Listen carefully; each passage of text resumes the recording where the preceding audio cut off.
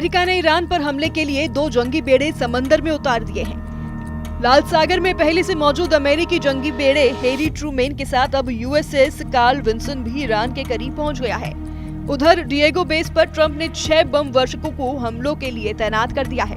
America के हथियारों की तैनाती के बाद ईरान के सुप्रीम लीडर अली खामनेई ने एटमी धमकी दी है। खामनेई के सलाहकार अली लारजानी ने चेतावनी दी है कि ईरान पर हमला हुआ तो जवाब परमाणु धमाके से दिया जाएगा। इस बीच तुर्की ने इजराइल पर T4 अटैक का ऑर्डर दे दिया है। इस आग ने ट्रंप को बहुत ज्यादा भड़का दिया है। हमला हूती लड़ाकों ने किया है। हमले में अमेरिका के फाइटर ड्रोन को जला दिया गया है। अमेरिकी ड्रोन को ढेर करने के बाद हूती लड़ाकों ने ऑपरेशन की फिल्म बनाकर ट्रंप को भेज दी है। MQ-9 रीपर ड्रोन की तबाही की बारूदी पिक्चर ने व्हाइट हाउस के वॉर प्लान को बदल डाला है। अमेरिका ने ईरान के खिलाफ अब पूरी ताकत से हमले का मिशन ऑन कर दिया है। सुपर पावर ने युद्ध में दूसरा जंगी बेड़ा भेज दिया है। ईरान की घेराबंदी करीब पूरी हो चुकी है। 15 मार्च से शुरू हुई लड़ाई का सबसे विस्फोटक एपिसोड हूती के हमले से शुरू हो गया है। अमेरिकी ने aircraft carrier USS Carl Vinson को ईरान के खिलाफ जंग में उतार दिया है। यूएस नेवी का विध्वंसक जंगी बेड़ा कार्ल विंसन 24 मार्च को गुआम पहुंचा था। गुआम से कार्ल विंसन को लाल सागर में भेजा गया है, जहां कार्ल विंसन और हैरी एस ट्रूमैन साथ में ऑपरेशन शुरू करेंगे। हैरी एस ट्रूमैन 15 मार्च से हूती लड़ाकों पर हवाई हमले कर रहा है। ट्रंप ने हूती फोर्स पर डबल प्रहार का बंदोबस्त कर दिया है। कार्ल विंसन को ईरान के करीब भेजकर ट्रंप ने अपने मंसूबे साफ कर दिए हैं। ट्रंप फुल फोर्स में हमले का मूड बना चुके हैं, यानी दुश्मन पर कोई रहम नहीं होगा। सुपर पावर के सबसे खतरनाक जंगी बेड़े की वॉर जोन में एंट्री की जरूरत क्यों पड़ी है? क्या अमेरिका परमाणु हमले की हद तक जाने वाला है? क्या ट्रंप खामेनेई की धमकी को बहुत सीरियस ले बैठे हैं? कार्ल विंसन को ही ईरान को जला डालने के लिए क्यों चुना गया है? आगे जानेंगे। पहले वो बारूदी तांडव देखिए जिसने गाजा पट्टी को राख में बदल डाला है। प्रेसिडेंट ट्रंप ने जैसे ही ईरान फ्रंट पर प्रेशर बढ़ाया, इजराइल ने लड़ाका फोर्स की बर्बादी का एक्सेलरेटर दबा दिया है। इजराइल ने गाजा और लेबनान में भीषण हमले शुरू कर दिए हैं। नेतन्याहू ने राफा के लिए नई वार्निंग रिलीज कर दी है। गाजा के खान यूनुस में नेतन्याहू आर्मी ने हवाई हमला कर बहुमंजिला इमारतों को मटिया मेट कर डाला है। खान यूनुस स्ट्राइक में इजराइल ने हमास के अड्डे को उड़ा डालने का दावा किया है। इजराइल सेना गाजा में कहर बरत रही है, तो वहीं गाजा पूरी तरह से खंडहर में तब्दील हो चुका है। इन खंडहरों के नीचे सुरंग में छिपे हमास फाइटर्स पर बंकर बस्टर बम बरसाए जा रहे हैं। इजराइल गाजा पर टोटल कंट्रोल का मिशन ऑन कर चुका है। इजराइल ने गाजा के बड़े हिस्से पर कब्जा करने के लिए हवाई हमले के साथ ग्राउंड पर सैन्य अभियान को और तेज कर दिया है। रक्षा मंत्री इजराइल काटेज ने सेना को जमीनी हमले तेज करने के ऑर्डर दिए हैं। नेतन्याहू पहले ही साफ कर चुके हैं कि हमास को कुचल डालने का वक्त आ गया है। इजराइल के प्रधानमंत्री बेन्यामिन नेतन्याहू ने दावा किया है कि इजराइल के हमलों ने काम किया है। ये इसलिए काम कर रहा है कि एक तरफ हमास के लड़ाके और सरकार कुचली जा रही है, तो दूसरी तरफ बंधकों की रिहाई के हालात बन रहे हैं। इजराइल यही कर रहा है। कैबिनेट ने तय किया है कि प्रेशर और बढ़ाया जाए ताकि हमास को कुचला जा सके। सैन्य दबाव काम कर रहा है क्योंकि यह साथ साथ काम कर रहा है। एक तरफ यह हमास की सैन्य और शासन की क्षमता कुचल रहा है और दूसरी तरफ यह बंधकों की रिहाई की शर्तों को तैयार कर रहा है। हकीकत में हम यही कर रहे हैं। बीती रात कैबिनेट ने दबाव को और ज्यादा बढ़ाने पर फैसला किया, जो पहले से ही ज्यादा है। यह हमास को और ज्यादा कुचलने और हमारे बंधकों की रिहाई के लिए बेहतर संभव हालातों को बनाने के लिए है। नेतन्याहू बंधकों की रिहाई तक हमास को बारूदी डोज देने का प्रण कर चुके हैं। उधर खान यूनुस हवाई हमलों में 17 लोगों की मौत की जानकारी दी गई है। गाजा के नासिर अस्पताल ने बताया है कि रात भर हुए हवाई हमलों में 12 लोगों के शव अस्पताल लाए गए। इसके अलावा गाजा यूरोपियन अस्पताल को हवाई हमलों में मारे गए 5 और लोगों के शव मिले हैं। स्थानीय लोगों ने इजराइल पर आरोप लगाए हैं कि हमले में मासूम बच्चों को मार डाला गया है। बम और मिसाइल धमाकों से उड़े शवों के चीथड़े खान यूनुस की गलियों में बिखरे पड़े हैं। उधर गाजा के निवासी रिदा अल जब्बोर का कहना है कि इजरायली हमले की वजह से हम सो नहीं पा रहे, बैठ नहीं पा रहे, कुछ नहीं कर पा रहे हैं। यहाँ सिर्फ मांस के टुकड़े बचे हैं।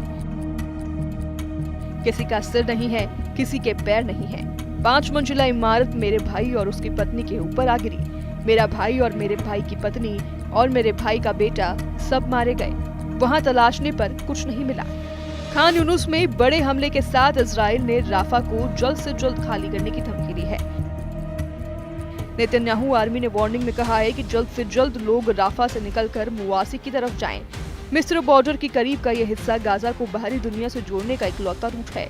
मतलब ये कि इजराइल राफा क्रॉसिंग पर बड़े हमले का प्लान बना रहा है।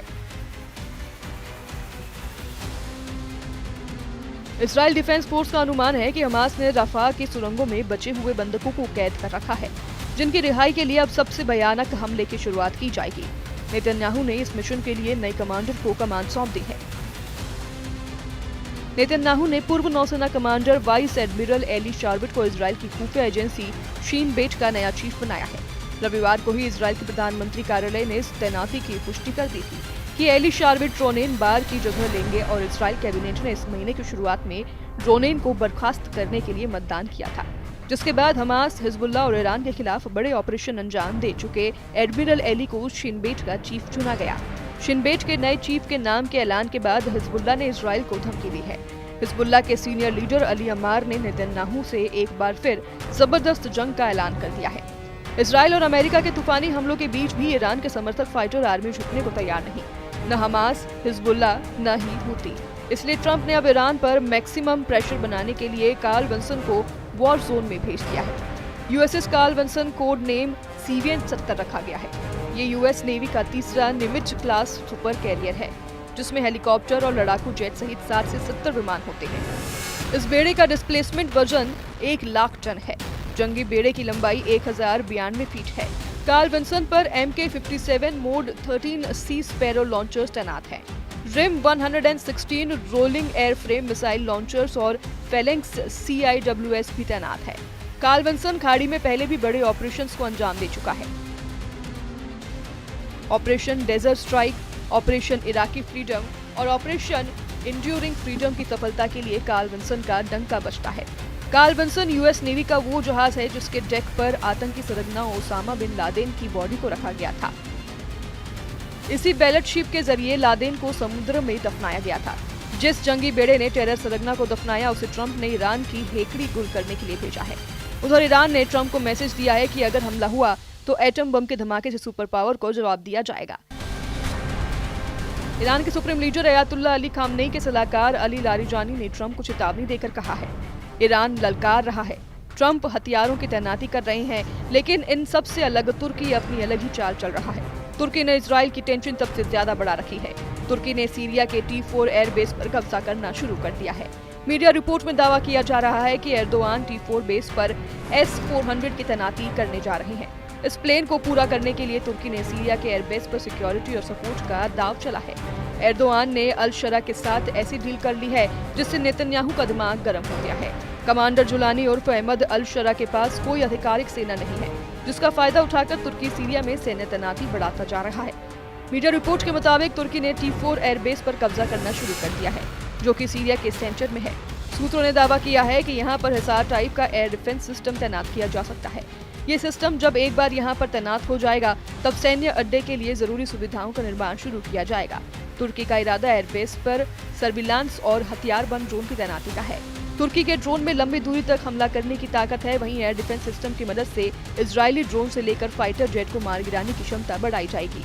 सीरिया में खौफनाक इरादे से आगे बढ़ रहे एर्दोआन ने मिशन को आतंकवाद के खिलाफ अभियान बता रखा है। तुर्की के राष्ट्रपति रेजिप ताइप एर्दोआन का कहना है कि हम सीरिया से आतंकवाद के सफाई की हर कोशिश को सही दिशा में देखते हैं। समझौते को पूरी तरह से लागू किया जा रहा है, जिससे सीरिया में सुरक्षा और शांति बहाल हो। हम सीरिया से आतंकवाद के सफाई की हर कोशिश को सही दिशा में देखते हैं। कल समझौते को पूरी तरह से लागू किया गया, जिससे सीरिया की सुरक्षा और शांति होगी और इस सब में हमारे सीरियाई भाई जीतेंगे।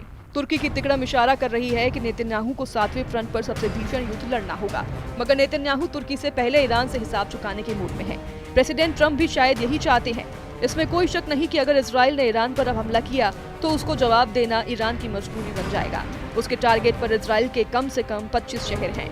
इनमें परमाणु अड्डे भी हैं, इनमें तेल के ठिकाने भी हैं और इसमें तमाम वो मिलिट्री बेस हैं जो नेतन्याहू के ऑर्डर पर गाजा, लेबनान और सीरिया ऑपरेशन को कंट्रोल कर रही हैं। ईरान की अंडरग्राउंड मिसाइल सिटी को लेकर बड़ा सवाल ये है कि क्या ईरान ने इजराइल के हर शहर पर 500 मिसाइलों से अटैक की तैयारी कर ली है? क्या ईरान के हर बड़े जनरल को इजराइल का एक शहर पूरी तरह खत्म करने की जिम्मेदारी दे दी गई है? क्या ईरान इजराइल का युद्ध हुआ तो उसके बाद वर्ल्ड वॉर की शुरुआत हो सकती है? इन सबके बीच इजराइल के प्रधानमंत्री बेंयामिन नेतन्याहू का कहना है कि हमारा दुनिया की महाशक्ति के साथ गठबंधन है। ये हमारे साथ है और हर मोर्चे पर साथ है, बिना किसी हिचकिचाहट के है। इजराइल और यहाँ के लोग इस बात की तारीफ करते हैं। इजराइल के प्रधानमंत्री नेतन्याहू पहले ही कह चुके हैं कि उनके सामने 1-2 नहीं बल्कि 7 फ्रंट हैं। इजराइल के सामने हमास फ्रंट भी खुला हुआ है। इजराइल के 24 बंधक अब भी हमास के कब्जे में हैं। इजराइल के सामने लेबनान का फ्रंट भी है। सीरिया और इराक से भी खतरा है और अब यमन से भी रोजाना सिर्फ मिसाइल हमलों की धमकी मिल रही है। अपने परमाणु ठिकानों पर हमले के खतरे को देखते हुए ईरान का गुस्सा टॉप फ्लोर पर पहुंच गया है। ईरान ने अपना अंडरग्राउंड मिसाइल बेस दिखाकर ये बात साफ कर दिया है कि इसके मायने न सिर्फ इजराइल के लिए खतरनाक हैं बल्कि खाड़ी देशों में अमेरिका के अड्डे भी ईरान के टारगेट पर हैं।